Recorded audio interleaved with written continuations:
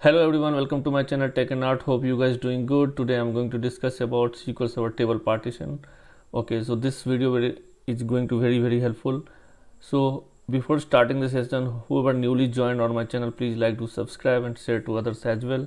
Please visit the channel playlist SQL Server DBA. There are more than 120 videos which can help you day-to-day activities. Okay, so let me start today's session.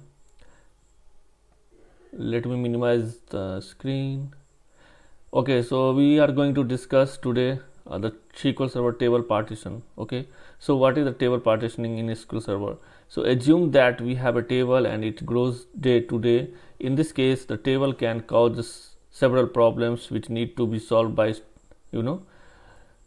so let's assume you have a SQL Server database, and in particular database having a particular table which size is very huge. So now if size is growing to day by day, so handling the table it's very difficult. So we need a partition on that particular table. Okay, so what are the benefits we are going to achieve by doing the table partition? So maintaining the table, it will take a long time to consume the more resource, CPU, IO and memory. So basically this questions comes why we are doing the table partition. Okay, so basically maintaining a table will consume a more resource in terms of CPU, IO and memory. Backup also highly occupied. The lock problems also will cause more. The lock will be generate more if the table size is too high and transaction is more on that particular table. The table partition benefits. So what we are going to achieve if we are doing the table partition, what we are going to achieve. Okay, so let me adjust the screen. Okay, so basically 3-4 things which I have mentioned here, couple of more things also, but I have updated the mostly relevant things here. So management capability, if we are break the table apart, we can manage each partition of table. For example, we can make only one partition of table. So archiving the capability, some partitions of the table are used only for this reason. So we don't need the backup of this partition of the table. So we can use a file group backup and backup it only by changing a partition of table. So this is very helpful actually. So let's assume what they are saying. Let me summarize. So basically if your table is too high, so if you are aware, these many datas not required too much necessary, actually not used too much frequently. So you can archive the data and you can start taking the file group backups. Okay, so that can be helpful. The query performance, the SQL Server Query Optimizer decides to use the partitioning elimination. It means the SQL Server does not make any such of the unrelated partition of the tables. So these are the couple of factors which can achieve by doing the table partition. Okay, now the point is, what are the types? So mostly we have used the vertical and horizontal table partition in SQL Server. So table partition is a general concept. There are several partition types that works particular cases. The most essential and widely used are two approach, the vertical partitioning and the horizontal partitioning.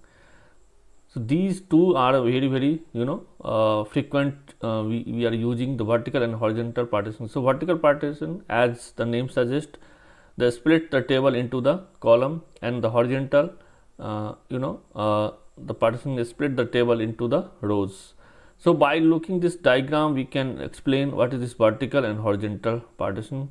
Okay, so if you can see here, let's assume this is your table, sales invoice, and this is your data inserted in that particular tables by date wise. So we are going to do the partitioning column wise, and that's also by selecting the date. We are going to categorize the date wise. So if you look this flow graph, range equal to 2013, so we will keep this data on a file group 2013. So we will create a two file group, 2013 FG 2013 and FG 2014.